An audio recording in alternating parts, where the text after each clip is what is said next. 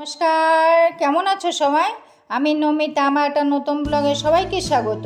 দেখো, বৃষ্টি পেয়ে কিন্তু বেশ ভালোই ফুটেছে, মানে 2-3টে ফুটেছে, কিন্তু দেখতে ভালোই লাগছে। আর সবগুলো একসাথে ফুটলে তো তোমাদের সঙ্গে শেয়ার করব।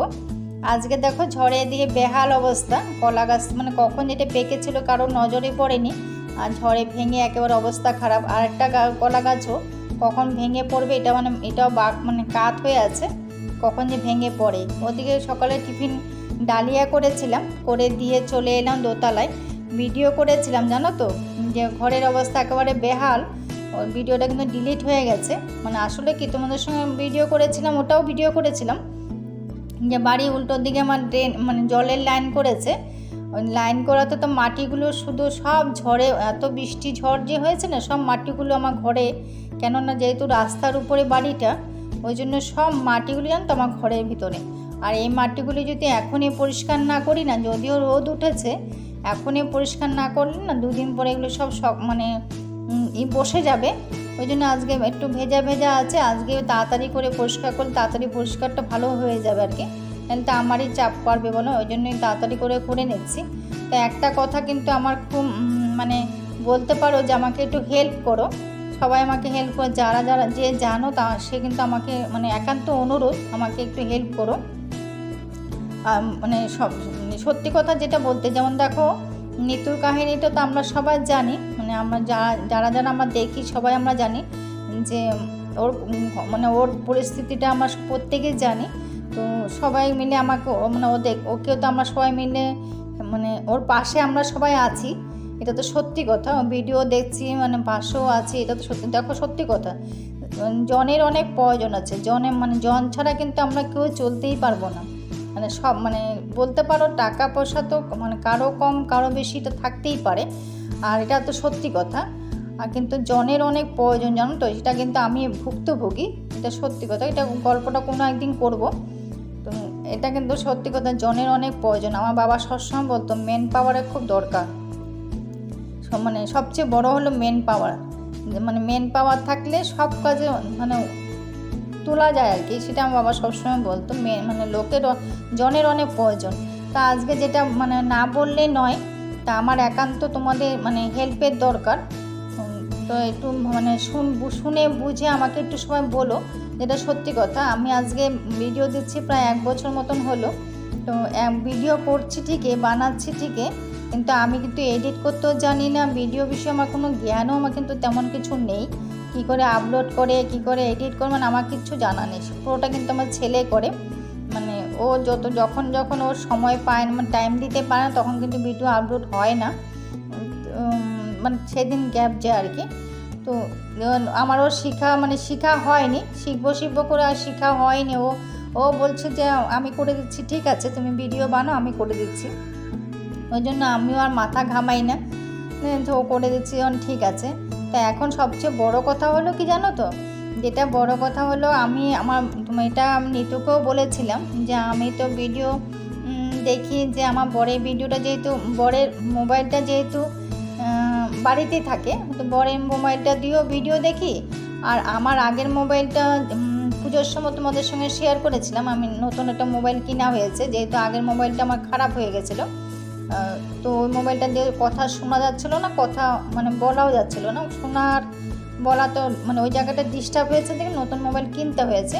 তো ওই মোবাইলটা সারাতে যত পয়সা লাগবে অত অনেকটা লাগবে দেখে নতুন মোবাইল কিনতে হয়েছে। তো ওই সিমটা তো খুলে আমার নতুন মোবাইলটার মধ্যে নিয়েছি। তো ওই মোবাইলটার মধ্যে তো ফেসবুক বলো, ইউটিউব বলো, ওগুলো তো ঠিক আছে। তো ওইটা দিয়ে তো ভিডিও দেখি, তো কমেন্ট করি আমার এই মোবাইলটা দিয়ে, যে মোবাইলটা এখন ঠিক আছে এই মোবাইলটা দিয়ে কমেন্ট করি। আর বরের মোবাইলটা দিয়ে ভিডিও দেখি, কমেন্ট করে। দেখো জলটা কত নোংরা বেরিয়েছে, বললাম না, প্রচুর নোংরা, মাটি বেরিয়েছে শুধু। আর তারপর দেখো নিচে চলে এলাম, বললাম না ঝড়ে একেবারে বাড়িঘর বেহাল, তো নিচটাও পরিষ্কার করতে হবে, উঠানটাও ঝাঁট দিতে চলে এলাম। শুধু আম পাতা যখন কুড়াই না আমি ঝাঁট দিই, তখন আম গাছকে প্রত্যেক দিন একবার করে বলি যে এত পাতাগুলো তো পরিষ্কার করি, একটা আমও তো আমাকে দিলি না। প্রত্যেক দিন একটা কথা করে বলি, জানো তো, এত কষ্ট হয়। যাই হোক, তো যেটা বলছিলাম, তো আমার মোবাইলটা দিয়ে তো এখন কমেন্ট করছি, তো সেটা কোনো অসুবিধা হবে কি না ওটা তোমার জানার ছিল। তো প্লিজ তোমরা যদি কেউ জানো আমাকে একটু হেল্প করো, আমার একান্ত অনুরোধ। যদি মানে এটা করা যাবে কি যায় না, বা এটা কোনো অসুবিধা হবে কি না, এটা কিন্তু আমার একটু জানার আছে আর কি। তোমরা যদি জানো আমাকে একটু হেল্প করো, কথাটা শুনে বুঝে আমাকে একটু হেল্প করো। তো আমি কাকে বলবো এটা মানে শুধু ভাবছি কথাটা, যে এটা আমার ঠিক হচ্ছে কি হচ্ছে না। যে ওই মোবাইলটা দিয়ে, বরের মোবাইলটা দিয়ে ভিডিও দেখছি আর আমার মোবাইলটা দিয়ে কমেন্ট করছি, ওটা কি ঠিক হচ্ছে কি না, ওটা শুধু আমার জানার ছিল আর কি। তো প্লিজ আমাকে একান্ত তোমাদের কাছে অনুরোধ, আমার যদি কোনো ভুল থাকে তাহলে আমাকে একটু হেল্প করো ওই জায়গাটা, ঠিক আছে? আর দেখো তো উঠানটা পরিষ্কার করা হয়ে গেছে, স্নান করতে যাব বলে কয়েকটা কাপড় ভিজানো ছিল, তো ওইগুলো কেচে দিলাম। যদিও রোদ উঠেছে, কিন্তু এখন তো বৃষ্টি হচ্ছে, মানে আজকের দিনে বৃষ্টি হচ্ছে, কালকে রোদ ছিল। তো বলেছিল 11 তারিখ অবধি তো বৃষ্টি হবে, কিন্তু কালকে রোদ উঠেছিল, মানে বিকেলবেলা থেকে আবার বৃষ্টি হয়েছে, এখন অবধি বৃষ্টি হচ্ছে।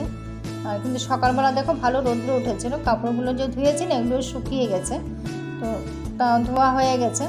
তারপর দেখো স্নান করতে যাওয়ার আগে না আমি মগের মধ্যে এগুলো সব ভিজিয়ে রেখেছিলাম, চিরুনিগুলো, এগুলো সব মানে সপ্তাহে এক দিন করি। যখন ধরো কাপড় কাচা থাকে, কাপড় কাচতে যাওয়ার আগে এগুলো একটা কিছু মানে জলের মধ্যে এগুলো ভিজিয়ে রেখে যাই, তারপরে যখন একটু এসে ব্রাশ করলে পরিষ্কার হয়ে যায় আর কি। তো এগুলো তো পরিষ্কার মাঝে মাঝে করতে হয় না, নোংরা পড়ে যায়, ওই জন্য আর পরিষ্কার করে নিব সপ্তাহে এক দিন। আর কথা বলতে তো পরিষ্কার হয়েও গেছে, যেহেতু জলে একটু ভিজিয়ে রাখলে, সাবান জলে একটু ভিজিয়ে রেখে দিই, শ্যাম্পু দিয়ে ভিজাই আমি।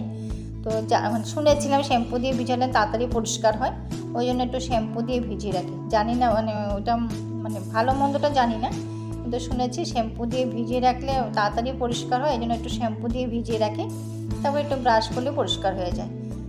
স্নান করতে যাবো, স্নান টান হয়ে দাও, তুলসী মঞ্চটাও মানে মানে ভালো নোংরা হয়েছিল ঝড়ে, এত বৃষ্টির মধ্যে তো, আর পদ্ম ফুলের পাতাগুলো সব নোংরা হয়ে যায়, ওই জন্য এটাও পরিষ্কার করলাম, সুন্দর করে স্নান করে এসে এটা পরিষ্কার করে এখন পুজো দিতে যাব, পাকাটাও ধুয়ে দিচ্ছি। তারপর এদিকে নিচের কাজটা পুরো পরিষ্কার হয়ে গেছে, ঝড়ে একেবারে বেহাল হয়ে গেছিলো জানো তো, মানে বৃষ্টি হয় না মানে এত প্রার্থনা করেছি ঠিকই, ঠান্ডা হয়েছে ঠিকই, কিন্তু কাজও বেড়েছিল, এতটা কাজ মানে কী করে যে পরিষ্কার করলাম এখন মানে যাচ্ছি আর ভাবছি যে বাপরে বাপ। তো পুজো দেওয়া হয়ে গেছে, তো পরিষ্কার করে সব স্নান করে পুজো টুজো দেওয়া হয়ে গেছে। তো আজকে গোপালকে একটু জামা পরিয়েছি, কেন বলো তো আজকে একটু ঠান্ডা আছে, ওই জন্য একটু জামা পরিয়ে দিয়েছি আজকে। তো আর সব মানে ঠাকুর দেওয়া হয়ে গেলে মনে হয় না খুব সুন্দর, মানে নিজেকে অনেকটা হালকা লাগে, যে বড় একটা কাজ হয়েছে, যতক্ষণ দেওয়া হয় না ততক্ষণ একটা মনে হয় কি কী হয়নি একটা বড় একটা মানে টেনশান থাকে, মানে সকালে উঠে যে পুজো দেওয়াটা হয়ে যায় না, আমার কাছে আমার নিজের কাছে মনে হয় কি ভালো বড় একটা কাজ হয়ে গেছে। আর যতক্ষণ পুজোটা দেওয়া হয় না ততক্ষণ একটা মানে কেমন মাথার মধ্যে ঘুরতে থাকে, কখন পুজো দেবো আর পুজোটা মানে না দেওয়া অবধি শান্তি নেই। স্নান করে পুজোটা দেওয়া হয়ে গেলে মানে বড় মানে আর রান্না টান্না দেরি হলেও কোনো অসুবিধা নেই, কিন্তু পুজোটা ঠিক মতো টাইম মতো দিতে না পারলে কিন্তু মানে সবার দিয়ে দেখবে তো ভালোই লাগে না। তো হয়ে গেছে পুজো দেওয়া, কাপড় মানে ঠাকুরের স্নানের কাপড়ও ধোয়া সবটাই হয়ে গেছে। তারপরে এখন যাবো একটু টিফিন করব। তো টিফিন করতে দেবে যেহেতু কলা এত গল্প করলাম না, এই জন্য কলা মুড়ি আর দুধ দিয়ে নিয়েছি। এখন তো দুধ খুব খেতে ইচ্ছা করে জানো তো, আর কোনো এক সময় কিন্তু দুধের ছিল, তখন কিন্তু খেতাম না, মানে বিয়ের আগে গল্প বলছি। আর এদিকে দেখো রান্না করেছি আজকে অল্প করে করেছি, বটি করেছি, আসলে অনেকটা বেলা হয়ে গেছে, তো অনেকটা কাজ করে এসে না অনেকটা বেলাও হয়ে গেছে। আজকে যেহেতু অমাবস্যা, নিরামিষও খাবো, অমাবস্যার দিন তো আমরা নিরামিষ খাই, এই জন্য পনির আনা হয়েছিল, পনিরটা করলাম আর একটু করে বটি করলাম। আর রাতেরবেলা কী করে রাতে দেখা যাবে। এখন তো মানে প্রায় খেতেই বসে গেছে, জানো ডাল বাটি করে মানে সব গুছিয়ে নিয়েছি, যেহেতু পনিরটা একটু ফুটলে, পনির হতে তো সময় লাগে না, পনিরটা একটু ফুটলেই খাওয়াটা দিয়ে দেব, যেহেতু অনেকটা বেলা হয়ে গেছে। আর সবটা খাওয়া টাওয়া সবটা গুছিয়ে নিয়েছি। আর যেহেতু ওইটা বলছিলাম এখন কলা দুধ খেতে চাই না, আর দুধ খেতে এখন ইচ্ছা করে, কিন্তু আমার নিজের বাপু বাড়িতে কিন্তু গরু ছিল, দুধ ছিল, বাড়ির সবাই দুধ খেত, কিন্তু আমি খেতাম না, জানো তো, আমাকে কত নিয়ে বকাবকি করতো।